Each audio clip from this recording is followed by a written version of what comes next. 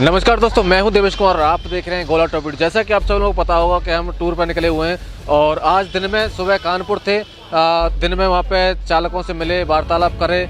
उसके बाद अभी आ चुके हैं हम लखनऊ में। लखनऊ में हमारे साथ हैं लखनऊ रेडियो टैक्सी चालक संघ के अध्यक्ष कौशल सिंह जी, जो कि ट्रेड यूनियन है उसके अध्यक्ष हैं, और आलोक जी महामंत्री जी मौजूद हैं यहाँ पे, और हमारे साथ रवि राठौर जी सर्वोदय ड्राइवर वेलफेयर एसोसिएशन के अध्यक्ष दिल्ली से। और अभी सर से बात करने वाले हैं। सर, जैसा कि आपने एक अभियान चलाया था बीच में, जो कि आपने प्राइवेट टैक्सियों पर एक तंज कसा था, और बताया जा रहा था कि कुछ टैक्सियां जो प्राइवेट गाड़ियां चल रही थी, प्राइवेट बाइक जो चल रही थी प्राइवेट कंपनियों में, उसमें से कुछ बाइकों को बंद भी करवाया था। तो अभी क्या चल रहा है उसमें? अभी देखिए, उस समय बहुत ज़्यादा संख्या में हो गई थी तो कुछ रोक लगी है, लेकिन बहुत ज़्यादा नहीं हुआ है। गाड़ियां काफ़ी बाइक सीज हुई और काफ़ी बंद हुई हैं, लेकिन अभी ये दोबारा से भी फिर ये अभियान चलेगा, क्योंकि पूरी तरीके से इस पर लगाम नहीं लग पाई है। अभी भी कुछ बाइकें चल रही हैं और जो प्राइवेट हैं अनलीगल हैं पूरी तरीके से।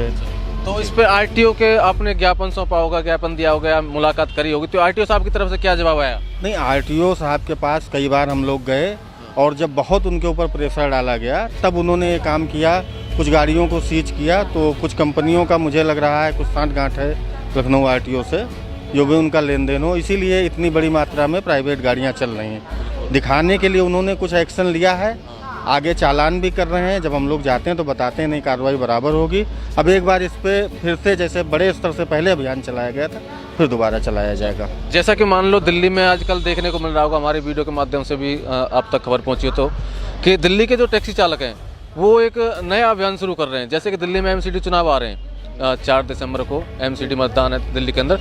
दिल्ली के टैक्सी चालकों ने एक अभियान चालू कर दिया है कि इस बार नोटा, किसी को वोट नहीं देंगे। तो आपकी नज़र में क्या लगता है कि क्या वो सही कर रहे हैं चालक जो हैं आज के विषय में देखते हुए? जैसे कि सीएनजी की महंगाई आसमान छू रही है, और देखी जाए बेस्ट कंपनियों का जो किराया है, जो फेयर है, वो डाउन होता चला जा रहा है। तो आप क्या कहेंगे इसमें?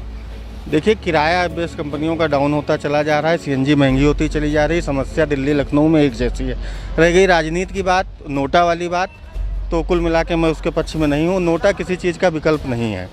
ठीक है, अगर 4 लोग हमारे पास बुरे हैं तो सारे एक जैसे नहीं होंगे, कुछ कम होंगे, कुछ ज़्यादा होंगे। उसमें से जो अच्छा है उसको हम लेके चलें। जैसे कि हम लोग ऑनलाइन काम करते हैं, ओला, उबर और इन ड्राइवर जो कंपनियां हैं, उनमें भी सब एक जैसी नहीं है। ख़राब तो सभी हैं, अच्छा कोई नहीं कर रहा है, लेकिन कुछ बहुत ज़्यादा ख़राब है तो उनको हमको वहाँ पे वो करना है। आलोक जी, अभी जो टैक्सी आप देखोगे तो लखनऊ में चल रही है। अभी हम लखनऊ टूर पर आए हैं, उस टाइम पे आपसे मुलाकात कर रहे हैं। तो लखनऊ में कितने रुपये सीएनजी चली हुई है? लखनऊ में इस समय 97 रुपये 1 किलो सीएनजी है, और जो पेट्रोल का दाम है वो सीएनजी से भी कम है। पेट्रोल का दाम यहाँ पे 96 रुपये 53 पैसे है, और सीएनजी का दाम 97 रुपये है। मतलब कि आप कह सकते हैं कि इतिहास अलग जा रहा है। सीएनजी का दाम पेट्रोल को भी क्रॉस कर गया है।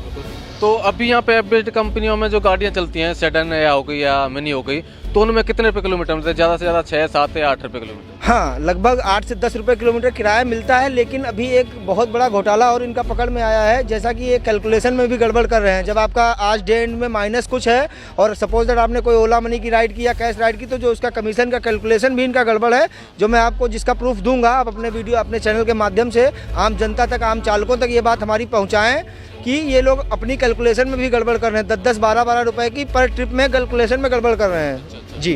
तो कैलकुलेशन में भी गड़बड़ हो रही है, प्लस फेयर में भी गड़बड़ हो रही है। फेयर में ये मतलब 10-5 रुपये कस्टमर के लेते हैं, इधर उधर किए 10-5 हमारे के, तो इनका 20-30 रुपये अलग से काम हो गया। कमीशन लिए 30-35%, वो तो लिए ओवरऑल। इसी वजह से जब राइड का ट्रिप का फेयर बनता है तो हमें लगता है कि हमें बहुत कम मिला, और वो वाकई में कम ही मिलता है, क्योंकि इधर से भी गड़बड़ कर रहे हैं, उधर से गड़बड़ कर रहे हैं, कैलकुलेशन में भी गड़बड़ कर रहे हैं। दिन भर काम करिए, शाम को आपके पास कुछ नहीं बच रहा है, आप सीएनजी डला लीजिए और इनको कमीशन जमा कर दीजिए, दैट्स फाइनल। जैसे कि सर अभी आलोक जी ने बताया कि फेयर में भी गड़बड़ करती हैं जो बेस्ट कंपनियां हैं, और इनका फेयर वाकई में कम भी है, और साथ ही साथ सीएनजी के प्राइस तो बढ़ते जा रहे हैं। तो इस पर आप क्या कदम उठाने वाले हो? इस पे सर कदम देखिए, ऐसा है, लखनऊ में सबसे बड़ी समस्या क्या है कि यहाँ इन लोगों का ऑफिस नहीं है। पहले इनका ऑफिस होता था तो हम लोग जाते थे, बाकायदा घेराव करते थे, बातचीत करते थे, तो कुछ ना कुछ, बहुत ज़्यादा तो नहीं कह सकते, लेकिन कुछ ना कुछ ये करते थे। अब चूँकि सारा सिस्टम अभी ऑनलाइन है, अब थोड़ा सा माहौल सुधर रहा है, कुछ कंपनियों के ऑफिस खुल रहे हैं, और सुनने में आया है कि ये लोग भी अपना 10-15 दिन में या महीने भर में धीरे धीरे सेटअप करेंगे। तो फिर वहीं ऑफिस में ही जाके बात होगी। बाकी ऑनलाइन माध्यम से, प्रशासन के माध्यम से और अपना जो यहाँ STA है वहाँ भी हम लोग किराया वराया बढ़ाने के लिए सारा दे चुके हैं।